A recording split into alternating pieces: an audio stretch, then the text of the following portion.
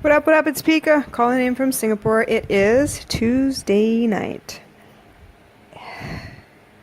Yeah, I'm feeling pretty good. I fell asleep on 9:30 something yesterday, so I feel pretty good. I did wake up like 10,000 times last night, but that's okay. I think my body's just used to like just being up.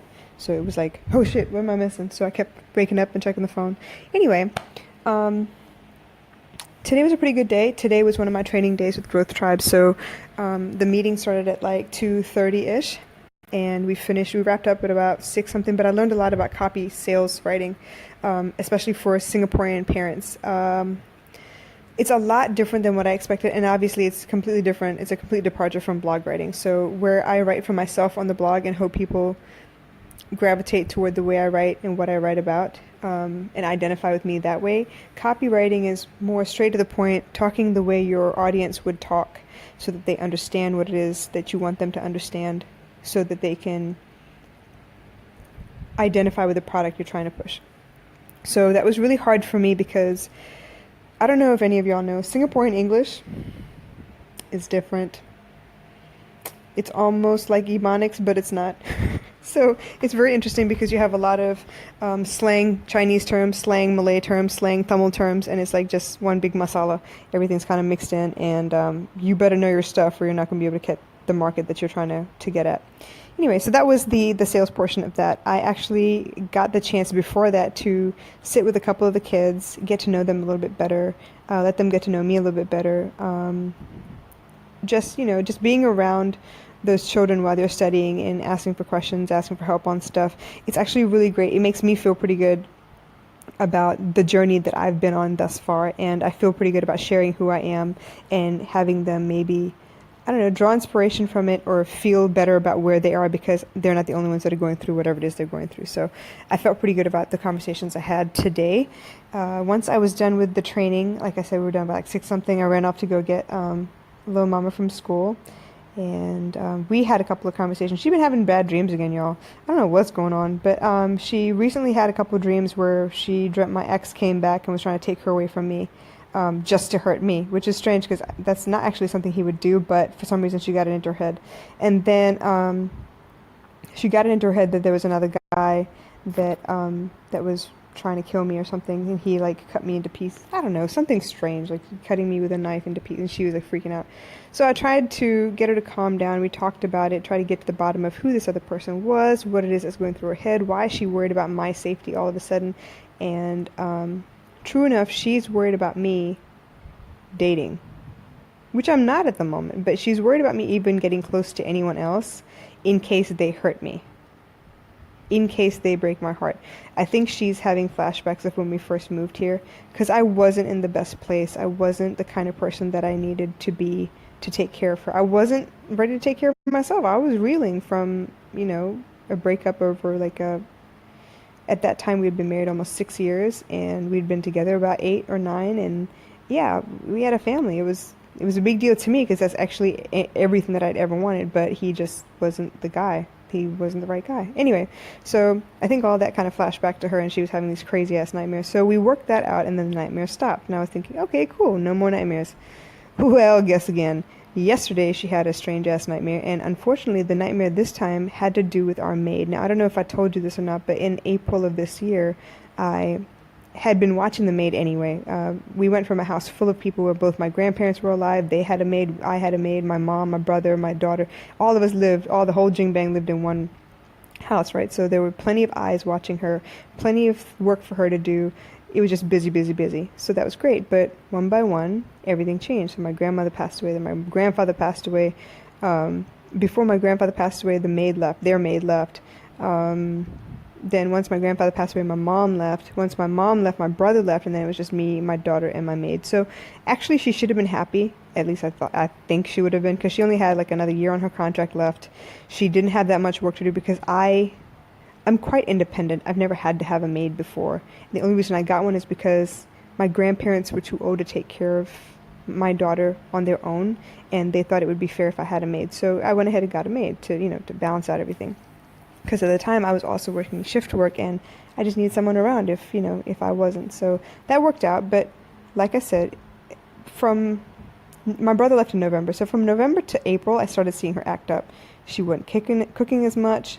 When I'd get home, she'd ask me what I wanted for dinner and if I was going to make anything. And I was like, well, wait, didn't you make anything during the day? Like, what am I paying you for? So it started getting like weird. And I was like, what? I wasn't trying to be rude or nothing, but I was starting to pay more attention.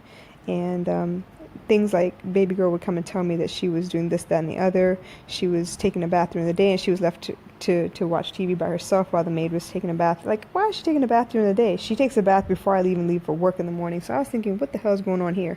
So like just a bunch of weird stuff that didn't add up. And then one morning, baby girl said that she left her in the playground because she had to go up to the house and get her phone. And I'm thinking, all right, that's it, no more. So that afternoon, she told me this April 7th in the morning on the way to school. And she was really worried because she knew something was going to happen. I was going to do something about it. And she was just really embarrassed. The only reason she told me is because she had to go pee and she had to pee outside because the maid wasn't there. So, long story short, I made all the arrangement I needed to make. I called the agent. I put together her last, month's salary because I'm supposed to give her a month's notice. But I was not going to wait another month for her to be in the house and do something even worse. Like something really bad happened. So I had the agent meet me. I came home from work early with baby girl, and I put her to go take a nap. And I was just doing work from home, pretending like everything was cool. She was talking to me like nothing was wrong. And the agent showed up at like 2 o'clock. We had a quick conversation where this woman, whatever she was, tried to tell me that it was baby girl's fault that she wouldn't come upstairs with her because she asked. And she said no. And I'm thinking, well, wait, aren't you the adult? Shouldn't you have told her to come up with you? Not ask her if she wanted to and then leave her downstairs with a 7-year-old? Anyway, so that was that. We had her pack her stuff right then, and she had to walk her out of my house, man. I just couldn't do it. So got rid of her. So back to the story at hand. This girl right now is having flashbacks for some reason, talking about, oh yeah, I had a dream and something was going on and there were strange people in her house, and then suddenly Samoka, which is her name, she appeared, just her head on the wall, and she was watching us. And I was like, what the heck? So creepy. And she actually happened to do a drawing of the whole scene at school today, which freaked the teachers out too. So I'm thinking, what the heck is going on? So I'm trying to figure out what's going on with her. But yeah, it's been really strange, and I feel like I don't know where it's coming from. We don't watch scary movies. We watched Camp Rock last night, and we've been watching like High School Musical, stuff like the feel-good Disney stuff, like nothing crazy, and I don't know where this craziness is coming from, but I need to dig a little deeper and we'll find out about that.